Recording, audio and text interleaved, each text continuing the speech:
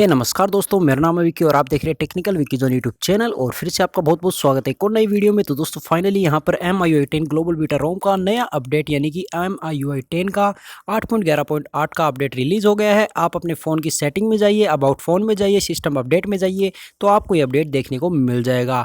Update size की बात करें तो दोस्तों मेरे फ़ोन में यहाँ पर 95 MB है, लेकिन दोस्तों ये जो साइज़ होती है ये फ़ोन पर डिपेंड होती है, यानी कि अलग अलग फ़ोन होगा तो अलग अलग अपडेट साइज़ यहाँ पर निकल कर आएगा।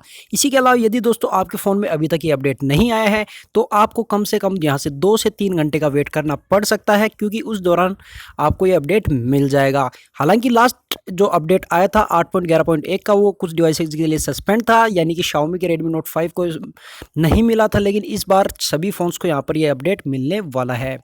इसके अलावा दोस्तों यहाँ पर बात करें चेंज लॉग की, तो दोस्तों जो चेंज लॉग है Xiaomi की तरफ जो शो किए गए थे वो मैंने आपको लास्ट वीडियो में बता दिए थे, प्रीव्यू वीडियो में।